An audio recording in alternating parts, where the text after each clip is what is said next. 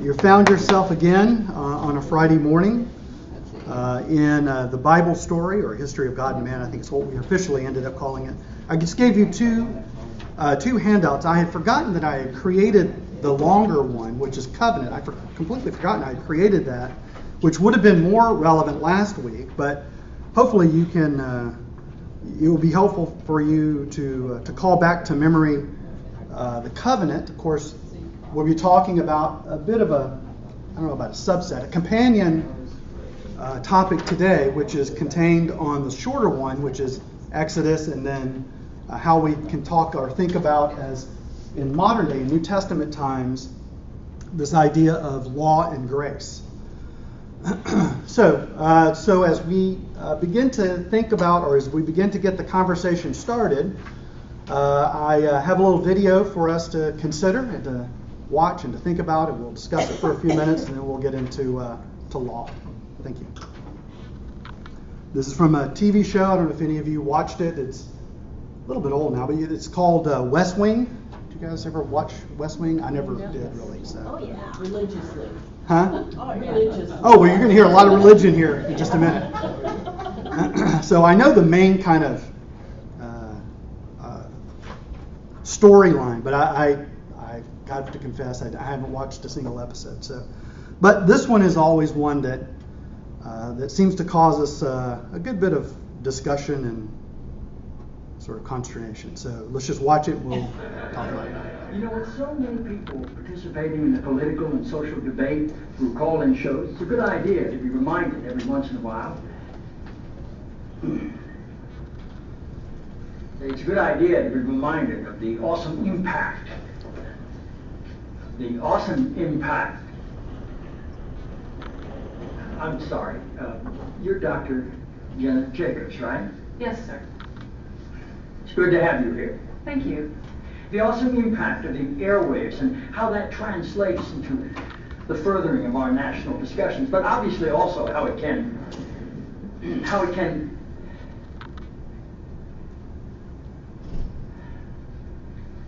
forgive me, Dr. Jacobs. Are you an MD? A PhD. A PhD? Yes, sir. Psychology? No, sir. Theology? No. Social work?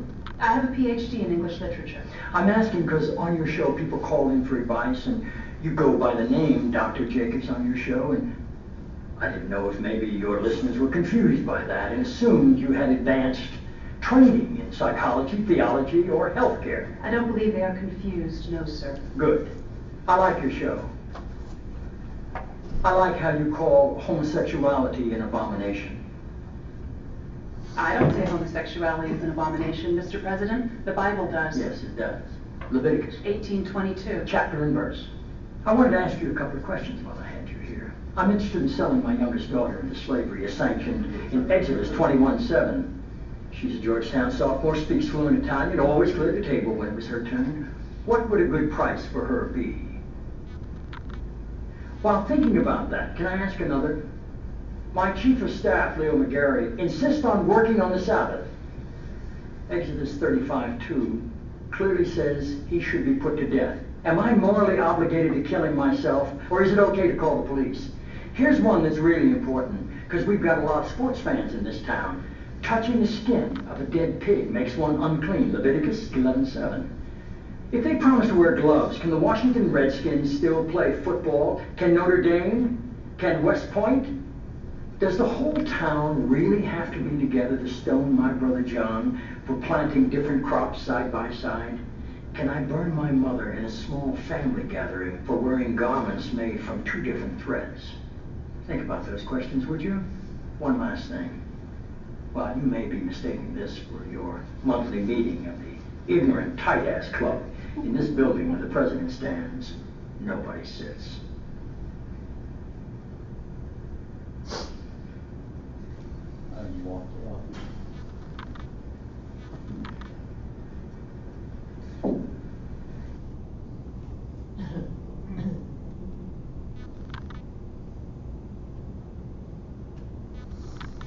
Okay, go ahead.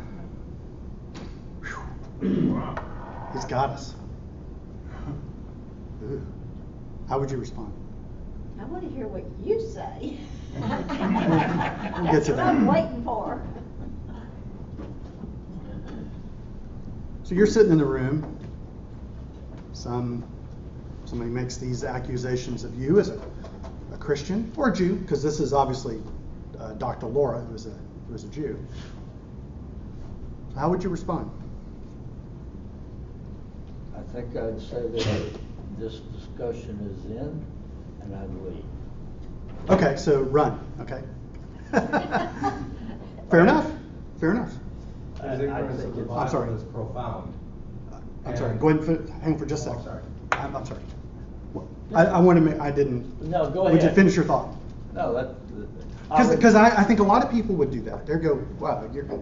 I don't need to speak to an idiot. Okay. That would be my response. Fair enough. Fair enough. That's my. Okay. Yeah. No. I think that's. I would agree. Okay. He's just ignorant, but he's putting on a show as if he's knowledgeable. But he's president. And that's what presidents do. So we can move on. Religion, politics. I think we can do I think we can offend everybody in this class, right? Because right, I'm not- never talk about religion and politics. So let's just talk about religion and Yeah, politics. let's just So are you saying the things that he said in there are not in the Bible? No, they are in the Bible. But we know that the Bible is studied by people over and over and over and over again to have a better, clearer understanding. When he was studying his textbooks in college, did he read them one time? No. Well, He and I don't- studied them. Well, but what are you saying about what he's saying? You said he was ignorant. His quotes are accurate.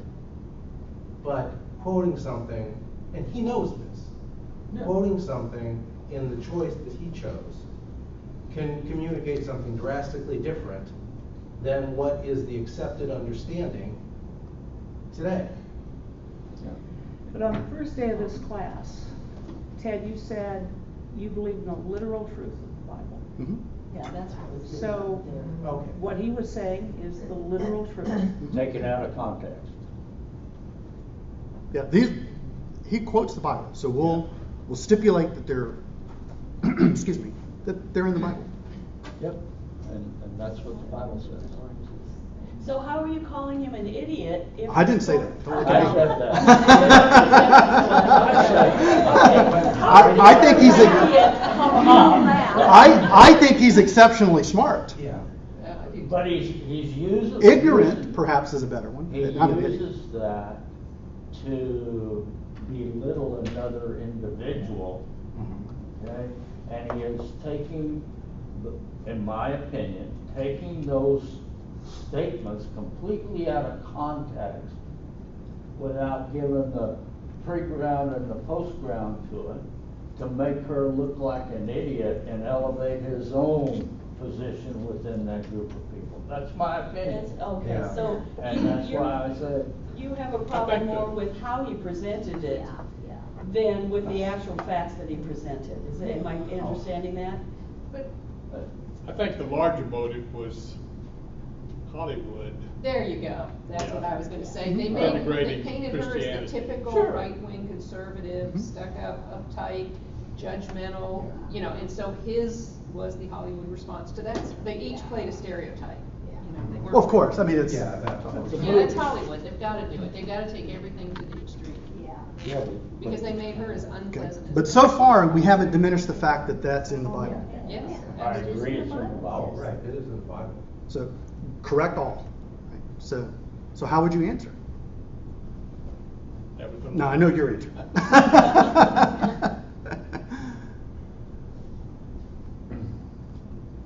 What were the topics? Well, let's just go that way. Homosexuality. Okay. Stoning of women. Slavery. Well, planting crops. Slavery. Yes. Different crops planting side by crops side. Yeah. Working on the Sabbath. Working on the side. I think the point. Sacrifice I think of the a human. point he was trying to make is if she took a stand on homosexuality, which he evidently heard on her show at some point, if she took a stand on homosexuality as being an abomination, then why wasn't she coming out against all of these other things? Because they were also in the same standard in the same book she was. Yeah, if she was cherry picking, so was he. Yeah, but he took an opportunity to discredit her based on the degree she had. Well, he wanted to assert his power. So I have control. he literally dismantled But I think, he's a doctor of philosophy, Yeah, I think. yeah, he's supposed to be highly educated, Yeah, yeah. but I think it's philosophy. The character? Yeah. Okay. Uh-huh. Yeah. Yeah, Bartlett. Yeah, see, you guys know more about the character than I do. There was some good writing on that show. I had won many Emmys from what I mean, in researching the show and looking at other clips in context, I wanted to see what they were generally speaking about. And also you have to understand, at least when I was researching it, not having watched it when it came out, I have to understand what was happening at the time that it was happening, right? So you had Dr. Laura, but that's neither here nor there. It's just interesting background. But for those of you who watched the show, you knew all of this. So I didn't know all of that. So. Yeah. Did anybody else get the feeling that he was having a stroke or a breakdown or something? 'Cause In the scene? He wasn't including the people he was talking to. Oh no, you're right. He was being very specific. He was being To Dr. Laura, targeting her. or the Dr. Laura character. Yeah, he was targeting. Now, did she this is a total aside, did this character have a lot of airplay? Or was this the only time it occurred? The doctor? Uh-huh. No. This is it? This is it. Okay, so this was a one-off attack. Okay. Although he did come back several times during the course of the show to Christianity concepts. He was Catholic. He was practicing Catholic.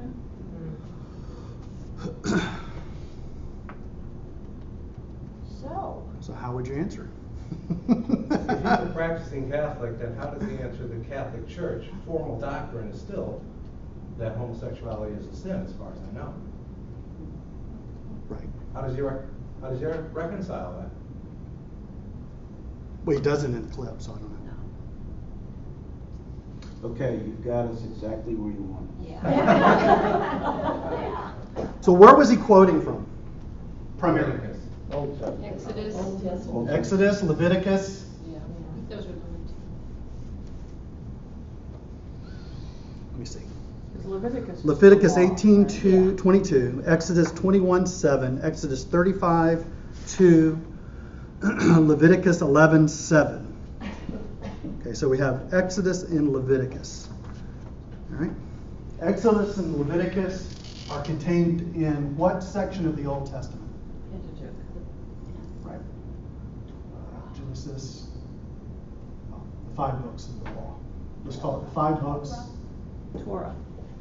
Exactly. We're going to see that in just a moment.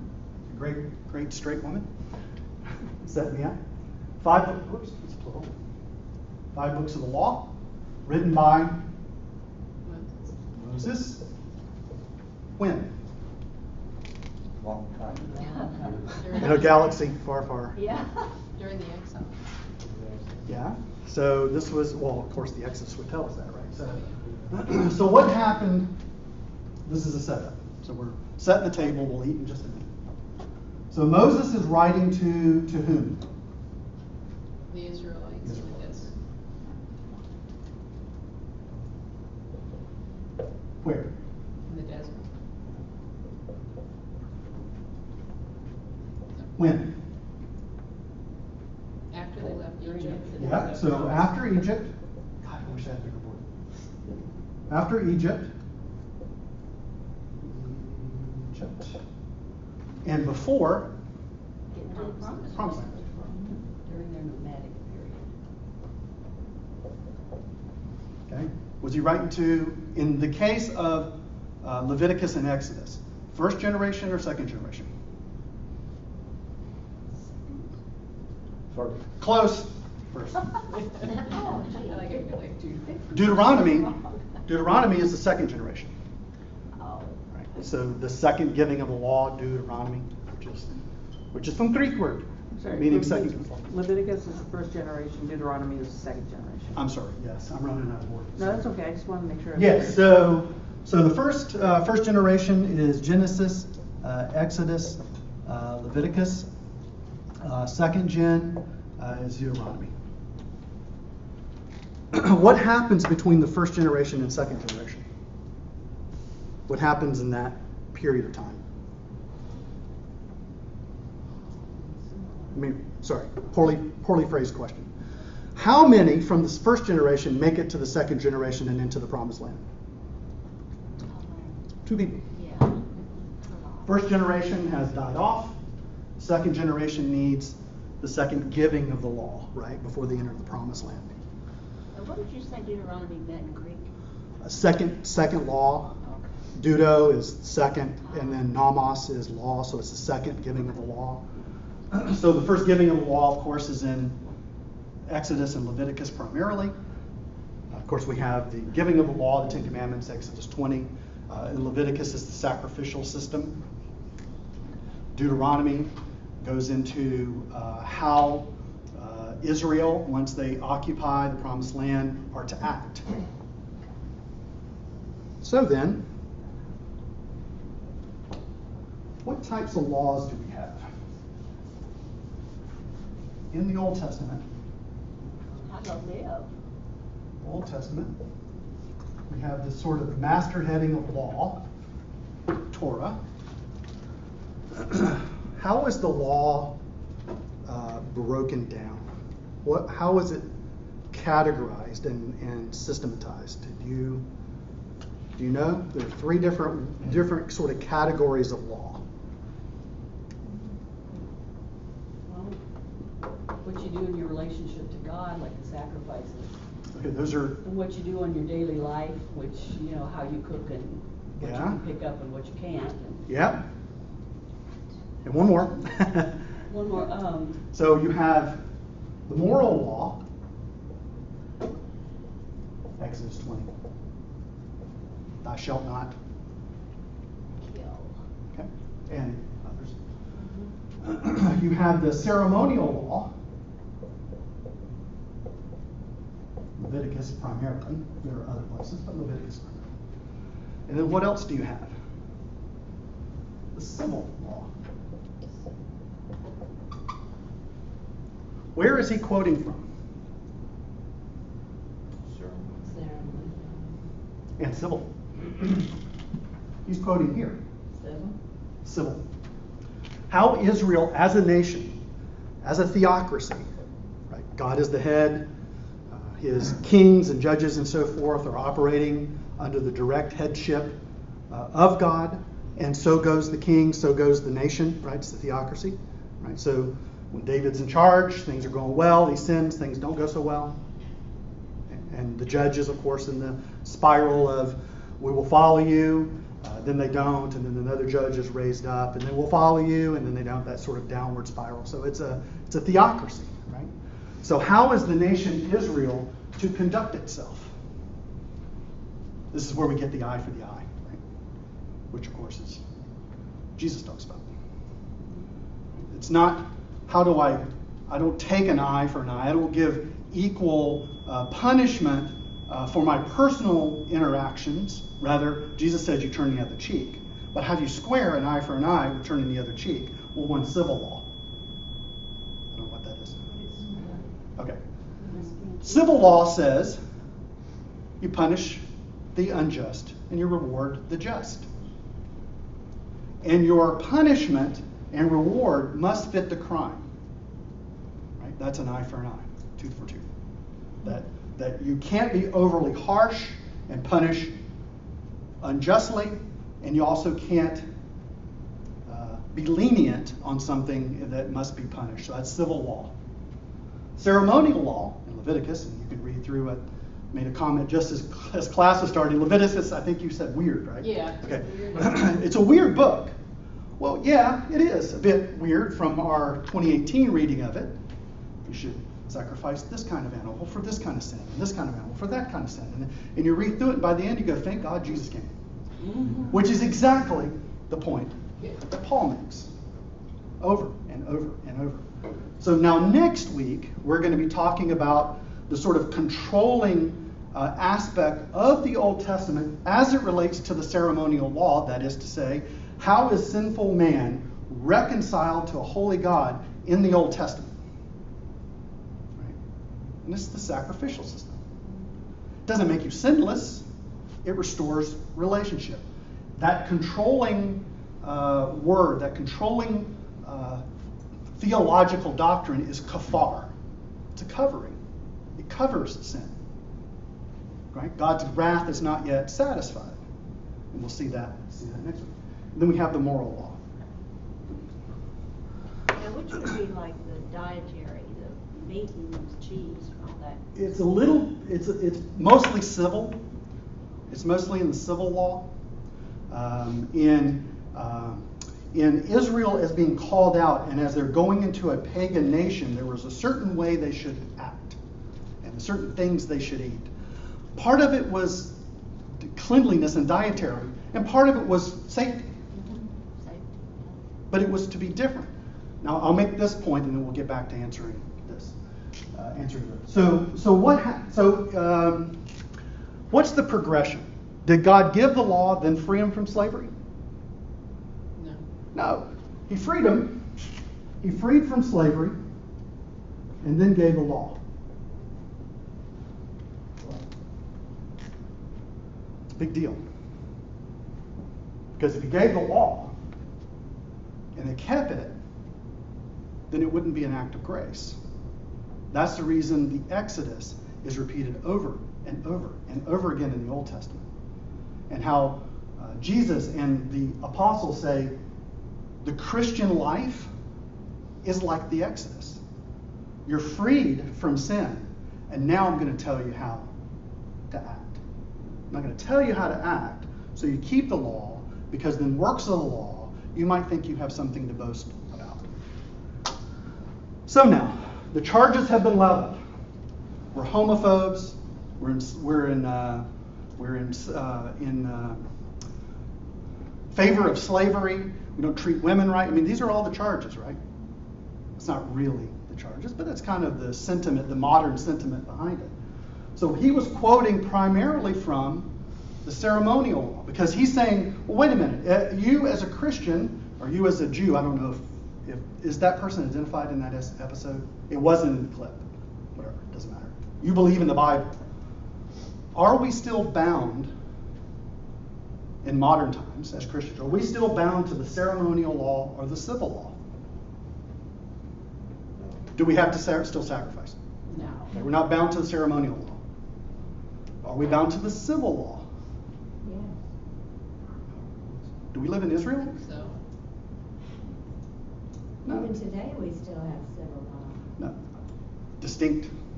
Talking about the God ordained, the God-giving law that the nation of Israel, how it should conduct itself. Is that still in force? does it apply to the nation of Israel now? Well, that's a different issue. I just. I'm only trying to answer the president. As it applies to Christians, no. That's what I'm right. No. Are we still bound to the moral law? Yes. Yes. You better believe it. Yes. So he's quoting things that have no bearing on modern day working out of one's Christian faith. Is sin an abomination? Yes. Is it in the New Testament? Yes. You don't believe me? Read Romans. Does it? Yeah. No. Does it say someplace early in the New Testament, disregard everything we've said so far? Yes. Thank you. Boy, how much do I owe you? This is. Now we're gonna. Well, let's talk about it, and then we'll look at it. What did Jesus say about the law? He came to complete the law. Almost. I didn't come to abolish the law, but rather, sort of what you said, but rather fulfill it. What was he fulfilling? Prophecies. Yes, but specifically the law. All the sacrifice. I'm the sacrifice. He's the lamb. I'm the way, the truth, and the life. I'm the sacrifice.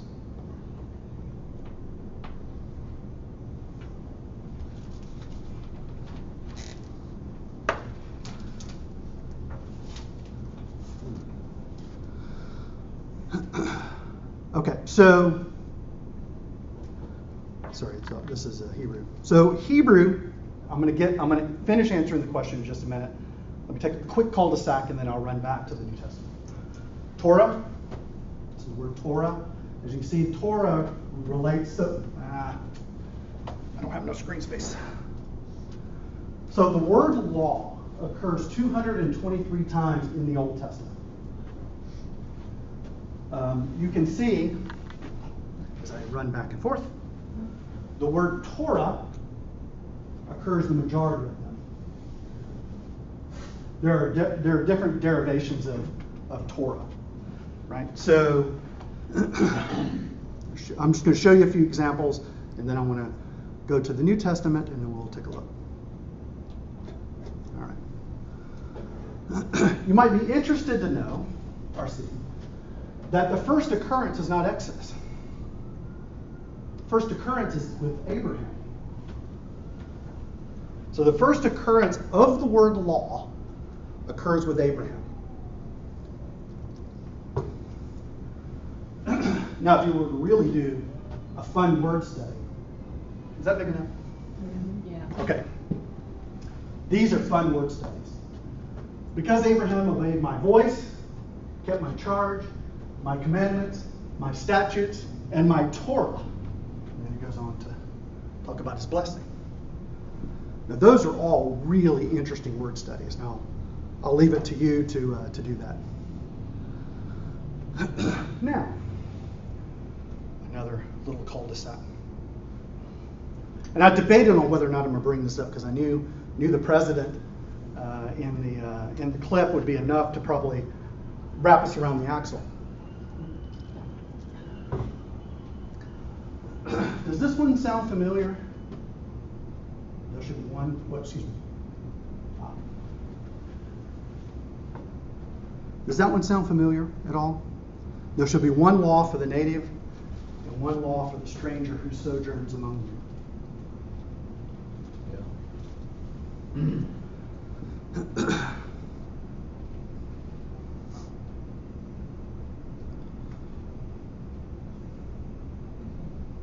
I'm trying to debate whether or not to leave this alone or not. Well, does that? I'm trying because this has to do with modern day immigration. Yeah, I'm reading that the law is for the same for the native and the stranger. Right. Yeah. You changed the meaning of it. When you read it, you didn't said read there it was right. one law for the native and one law for the stranger, which changed the No. concept of that sentence. Yeah, I'm reading that. The Yeah. way it's written with the and, Right. the There's one law. native and the stranger are both entities that have to follow the same one law. Right. But when you put one law back in there for the stranger, you changed it. Right. So there are two different laws. No, there's not. The word That's law written. only There's shows one up for law. one time, and both of those are adjectives for the law, or. And the Lord said to Moses and Aaron, this is the reason why I didn't want to get into this. I should have listened to my inside voice. Right, because I should probably leave it alone. God was speaking to you. I didn't listen. So I'm going to delete this from the record. So do you remember the story of David? Right? David inquired of the Lord, and he went off and had great battles, and he won. And the Lord, David inquired of the Lord, and he went off and had great victories. And David inquired of the Lord, and he was given great prosperity. And then David didn't inquire of the Lord, and he had an affair with Bathsheba and killed her husband. Okay, I should have inquired of the Lord. Not that I'm going off to have an affair or kill people, but. But did you say that was a statement of immigration? So, not this one. There's another one. So read 49 there. Read it again. Read it slowly. Okay. 49. Let's read it in context. Yeah, if you read the other first, it gives it a different The one meaning. after. Okay. That's the reason I thought this is going to take longer. As soon as I finished the first sentence, I thought, God, this is going to take longer than I wanted, but it's okay. This is the statute of the Passover. No foreigner shall eat of it. Sorry, I clicked. I shouldn't have clicked. but every slave that is brought for money may eat of it, after you have circumcised him. What is the sign of the covenant between Israel and God? Circumcision. No foreigner or hired worker may eat of it. It shall be eaten in one house. You shall not take any of the flesh outside the house. You shall not break any of its bones. All the congregation of Israel shall keep it. If a stranger if a stranger shall sojourn with you and would keep the Passover to the Lord, let all his males be circumcised. Then he may come near and keep it. He shall be as a native of the land. But no circumcised person shall eat of it. There shall be one law for the native and those who come into being a native through circumcision, and one for the stranger who sojourns among you. It doesn't say one. It doesn't say one there. And for the stranger who sojourns among you. One Yeah, law but for there's the a native qualifier. and One law for the native. And What do you mean by that? stranger who sojourns. Yeah. We're in agreement. Yeah, he's reading it wrong. How many laws are here? One. Wrong. There's two. One for circumcised and one for the uncircumcised. Yes. Right. Right. There shall be one for the native, circumcised, and for the stranger who sojourns among you, Right. Bad editing. uncircumcised. One can have the Passover. Yeah, that's One cannot. And is not always a connective. There's I could argue this from Hebrew, but I'm not. There's an implied one, if you want to read that back into it. There's two laws here. Why would it be one law if you went to such great lengths of saying there's two laws? Okay, I'm not going to belabor the point. We shall walk away disagreeing, and that's cool. No, the context is you gotta be circumcised. I know. That's what I'm it. reading. All right.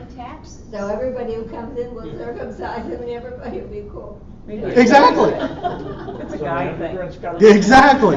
I don't like talking about circumcision.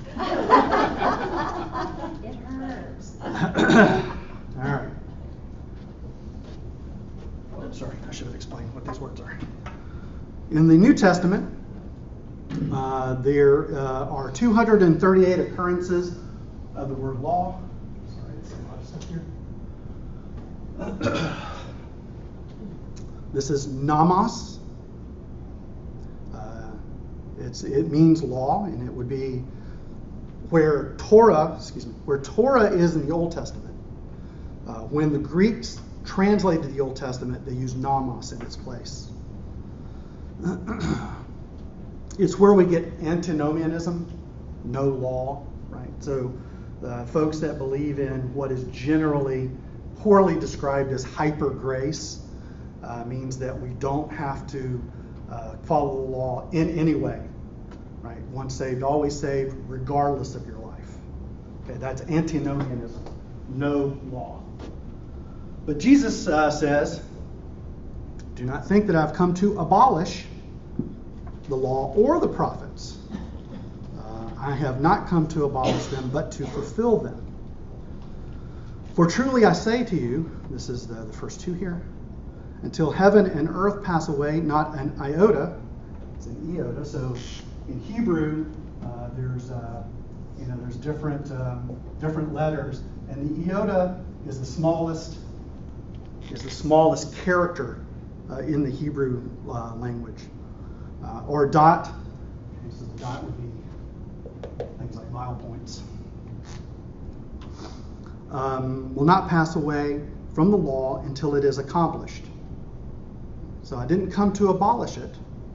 So the law, he's primarily, so check, because there's no now nation, or there isn't a civil nation of Israel. Rather, they're under Roman control. Because Paul goes into great lengths of saying you should follow the civil law, that is Roman law. But the moral law is still in effect. It's not a means by which you achieve salvation, if you will, but you must keep it. I didn't do away with it. It is still fully in force. how do you get that the moral law is still enforced and the ceremonial law is not? I'm not seeing where that distinction is made. So we have three types of laws. Right. And the civil law I get because it's Roman, not yeah. So the ceremonial law is no longer necessary to cover sin. Right? He, although this is early in his ministry, within a couple of years is going to die, be buried, and raised again. Therefore, the ceremonial law is now no longer the means by which humans, men and women, mankind, is reconciled to God. It's not a means by which now sin is covered for. Wrath has been satisfied. It's not a covering, it's not kafar. We'll go into great detail next week. It's propitiation. Kafar is to cover, propitiation is to satisfy wrath. Therefore, the ceremonial law is not abolished.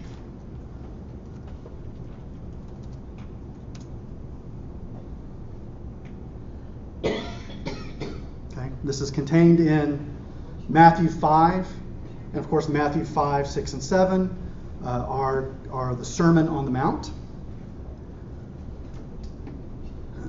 Therefore, whoever relaxes one of these commandments and teaches others to do the same will be called the least in heaven.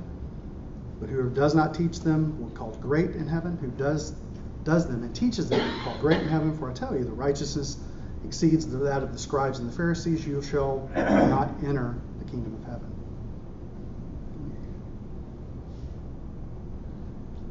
Let me turn off any other interlinear. You have heard it said of old, you shall not murder. Whoever murders will be liable to judgment. What's he quoting? Commandments. Exodus. But I say to you that everyone who is angry with his brother will be liable to judgment. Whoever insults his brother will be liable to counsel, and whoever says you fool will be liable to hell of fire. See, it's not an external thing you need to be concerned with. It's a heart problem you have, not an external performance problem. See, he's clarifying. He's bringing the law back into its proper understanding. You have heard it said, you shall not commit adultery. But I say to you that everyone who looks at a woman with lustful intent has already committed adultery in his life. He is ratcheting up, if anything, the law. Saying it's not an external performance problem. Well, I haven't killed anybody. I'm a pretty good person. Been angry lately? Gotcha. I haven't committed adultery. Looked at a woman lustfully? Gotcha. Whoever divorces his wife, this goes into the divorce, which is the law associated with that. You've heard it said of old, you shall not swear falsely. You shall not bear false witness. But do you say, do not take an oath either by heaven or the throne of God? This was the Jews and the Pharisees with the concept of Corban. Right? So they would say, my wealth and my house is dedicated to the Lord. Not because it was dedicated to the Lord, because they didn't want to give it to the temple. They didn't want to be subject to temple tax. You've heard it said, an eye for an eye. Civil law. But I say, do not resist the one who is evil, but he who slaps you on the right cheek, turn the other cheek also. You can't take the civil law and make it into personal relationships. Somebody punches you in the face, you can't punch them back. Civil law. You've heard it said, you shall love your neighbor and hate your enemy. But I say, so you see what he's doing? He's taking different components of the law, turning them sort of on their heads, if you will, from the current environment that they're in with regards to the Pharisees. So that you have a heart. You don't understand what the law is. Let me explain to you what the law is. You have a heart problem from which you cannot work your way out of. You have to be transformed. You have to be saved. You have to be propitiated for, which you'll go on to say. Then practice of righteousness, and then you have the prayer.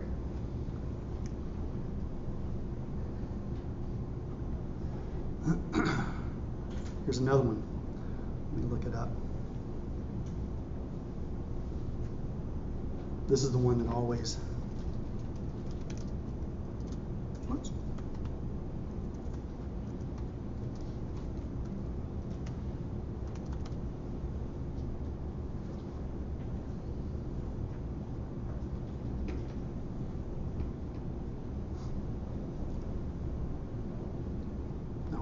This is just a summary, but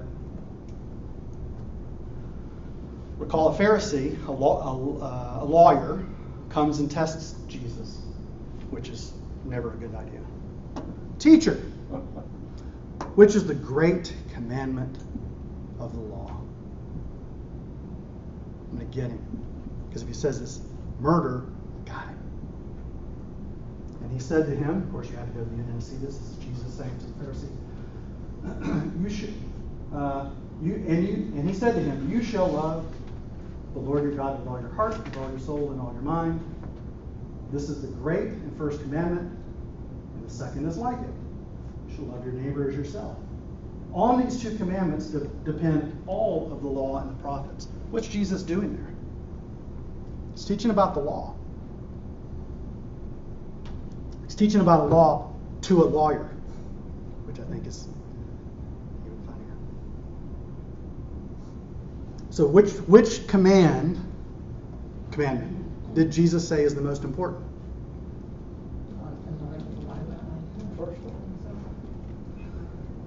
So Jesus says, which law is the most important? Love your God with all your heart and all your mind. I'm going to have to say commandments 1 through 4. The first table of the law. Having the gods before, no idolatry, no graven images. I'm going to have to say the first table. Followed closely by commands 5 through 10. The second table of the law. Deuteronomy 6. See what he's doing? The first table is how you interact with God. What you think of God, how you should act, how you should, right? If you love God with all your heart and mind, so you're not going to speak blasphemous, you're not going to create idols, you're not going to have any gods before him. You love your neighbor as yourself, you're not going to murder, you're not going to covet, you're not going to have adultery. None of them are done away with. I'm going to have to say 1 through 4, followed really closely by 5 through 10.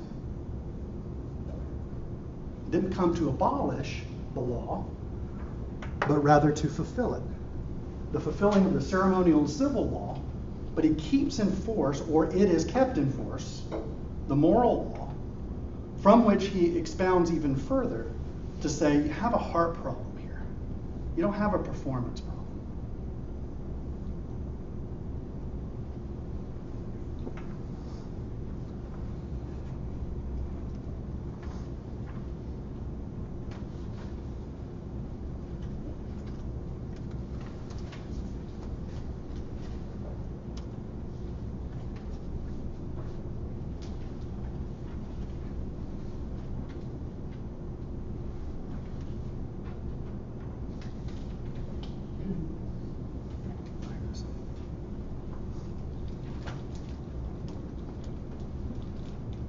Paul goes a little further in Romans 3, and he continues on in 4 and 5. What then becomes of our boasting? It's excluded. By what kind of law? By law of works? No, but by law of faith. For we hold that one is justified by faith apart from the works of the law. Or is the God of the Jews only? Is he not the God of the Gentiles? Yes, the Gentiles also, since God is one who will justify the circumcised by faith and the uncircumcised by faith. Do we then overthrow the law by this faith? No means. We uphold the law. See, it's not a means to salvation, it's a means of works.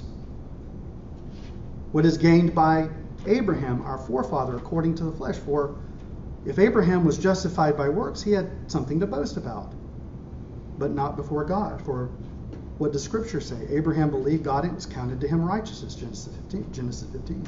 Now to the one who works, his wages are not counted as a gift, but his due. To the one who does not work, who believes in him, who justifies the ungodly, his faith is counted to him as righteousness. Just as David spoke in the blessing to the one to whom God counts as righteousness apart from works. And he gives several examples. What about circumcision? He goes on. Promise of Abraham. This is the covenant. He goes on to explain, or continues to explain, that the law is not a means by which you are ultimately reconciled to God. Rather, he goes on to say in 5, that how would I know what sin is if the law didn't come? So the law is to convict of sin, to convict you so much so that you realize there's no way to keep it, and therefore you're in need of an agent outside of yourself for salvation.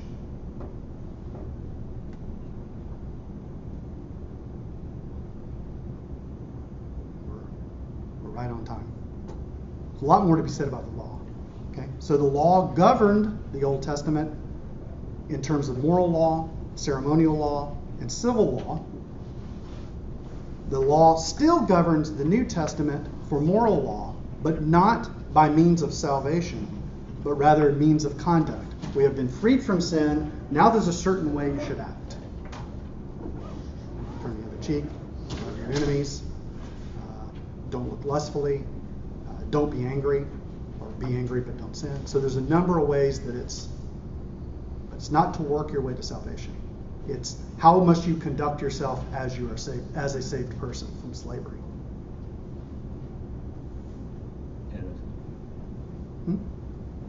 In a civil society.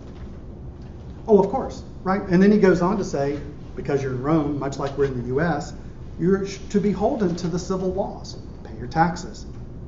It's all of those sorts of things. So,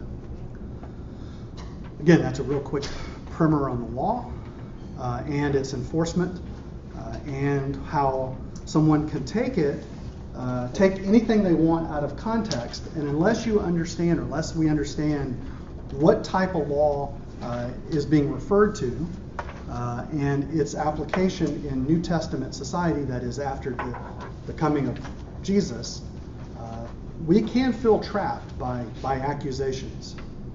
So I wanted to make sure you didn't feel that way that there's a real answer to the president's charge, so to speak, the fictional president's charge. But chances are we've been confronted with these kind of accusations even in our normal life. Had I known that, I'd have stayed and argued.